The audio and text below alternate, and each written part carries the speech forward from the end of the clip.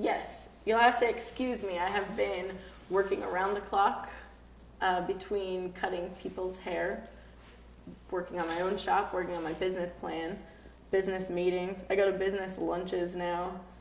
You know, I don't know what my life is, but it was hard to find a time to make this video, so I figured why not while I'm sitting down in somebody else's chair.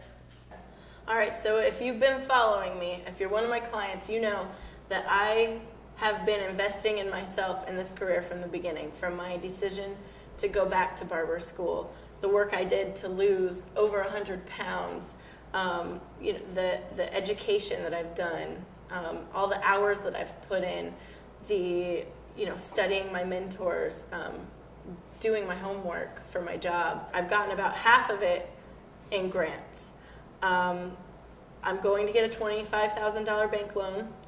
I need about $20,000 to bring to the bank in collateral on top of the grants that I got. So I'm asking you guys, you've seen how hard I've worked, you've seen all that I've put into this, you know that I'm going to deliver on the product.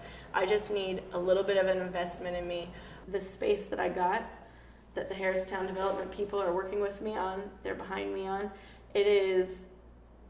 it's on 3rd Street. It's next to the Crepes place. I want everybody to know where it is. Walk by, check it out. It's number 3 North 3rd Street. There's a Rite Aid over there. There's a grocery store. There's so much foot traffic.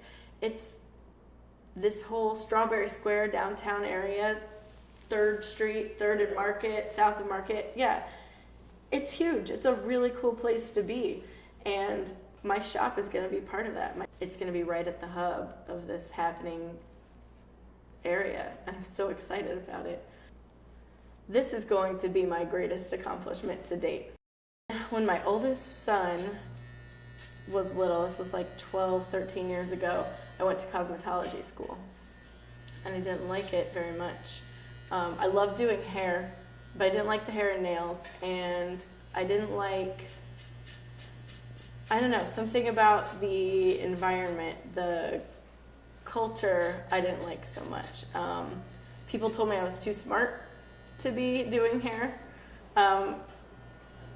I don't know, it was weird. People weren't very friendly, they were mean to each other. There was a lot of, it wasn't all about the hair, it wasn't about the art, it was about, I don't know, the groups, kind of people putting each other down. And I thought, you know, maybe hair world isn't for me, maybe fashion world isn't for me. And then about 4 years ago, I decided to give it another shot. I had someone tell me, consider barbering. It's all about hair and only hair.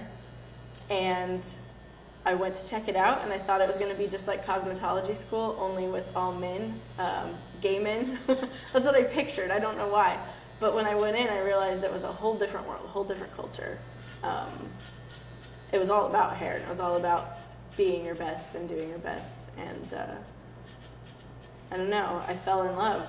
I definitely found my calling.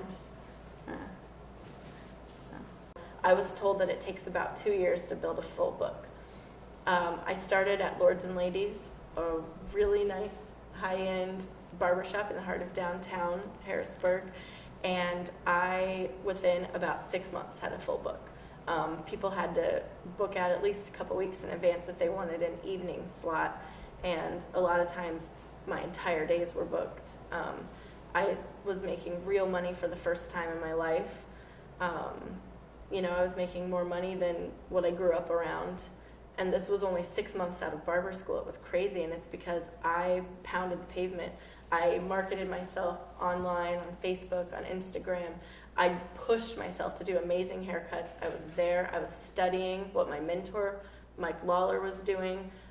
I would talk to everybody. I talked to everybody on the street. Like I said, Jeffrey with the G, the retired Navy guy with the glass eye who reads mystery novels on his front porch. You know, I said hello to him every day.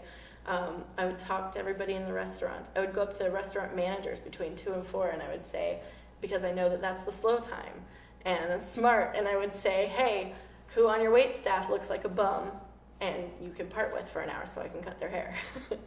And they would tell me, they'd be like, go talk to Joe. And I'd go, hey Joe, hey, I work at the salon, remember me? How about you come over and I cut your hair? And they'd say, well, I have to talk to my manager. I'd say, I already did. Your manager said you can come if you go right now. Oh, okay, And I built my book one person at a time like that, reaching out. I was in a salon that brought me a lot of clients, but I had to do a good job on their hair to get them to come back. I think that the industry standard for client retention is something like 78%. I had 95% client retention. I built this business. So a lot of you have met Erin. She's awesome. I cut her hair. She's cutting mine. Barbers supporting barbers. That's that barber culture I was talking about. Even a $10 investment and a share on your Facebook page would mean the world to me and would help me get that much closer to my goal. When you come to my barbershop, you will not believe how amazing you feel, inside and out. Look amazing, feel amazing. I've invested in myself. I just need you to invest a little bit in me. Thank you very much. Take a look at the page. See some of the awesome prizes you get for investing, and please share with your friends. Woo! There is no better feeling than having your hair cut. Fresh haircut. Yes, fresh haircut.